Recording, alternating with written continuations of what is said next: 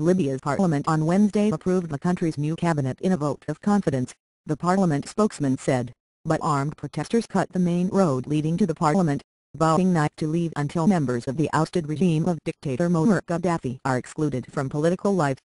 Omar Hamdan said 5 of the 27 ministers would be reconsidered after concerns were raised over their ties to the deposed regime. That was not good enough for the protesters, who tried to storm the parliament building but were turned back by security forces firing in the air. Then they thank you for trying verbose. This recording will go away once the product has been purchased. Camped outside the convention center that houses the parliament sessions. The disruption was the second in as many days by protesters, some in pickup trucks mounted with machine guns and anti-aircraft pieces. The fruits of the revolution have been harvested by regime remnants, said Yunus Mohammed. We want all members of the old regime to be isolated, he added, referring to the National Integrity Agency tasked with filtering lists of officials from Gaddafi's regime. It is not possible that those who fought on the fronts are now under control of the same people they were fighting against, he said. Thank you for trying verbose. This recording will go away once the product has been purchased. The Wednesday vote approving the cabinet was 105 in favor, 9 against and 18 abstentions, after Parliament's main political blocs gave their support to the new Prime Minister, Ali Zaidan. The new cabinet faces the daunting task of imposing control over armed groups, mostly former rebel fighters who defeated Gaddafi's forces during last year's 8-month civil war. The government must also build state institutions such as the judiciary, police and military from scratch, and rebuild cities and towns destroyed during the conflict. Zaidan said he tried to strike the geographical balance in the new cabinet. Thank you for trying verbose. This recording will go away once the product has been purchased.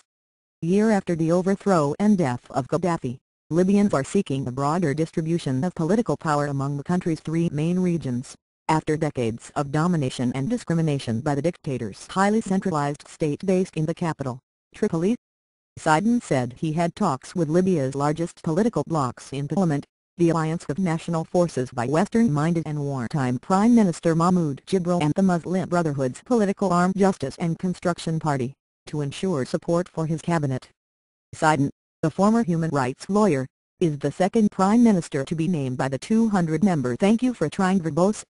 This recording will go away once the product has been purchased. Parliament. Legislators dismissed his predecessor, Mustafa Abu Shakir, after they said he had put forward unknown people for key cabinet posts and proposed the government lacking diversity. The new cabinet has 2 women, one as Social Affairs Minister and the other as Tourism Minister.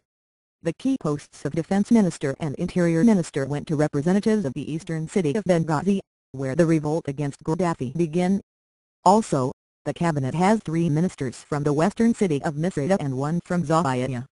Protesters said they would hold an open-ended sit-in until Zaidan presents a new cabinet, with Thank You for Trying verbose. This recording will go away once the product has been purchased. Only nationalist figures and no remnants of the old regime. French Foreign Minister Laurent Fabius said in a statement late Wednesday that France expresses its support for the new government and called for a rapid re-establishment of security in Libya. Fabius said Libya can count on the support of France and that France seeks an ambitious and durable partnership with Libya. Fabius said he will go to Tripoli very soon to show support for the new government. France was among the first Western countries to support Libya's revolution,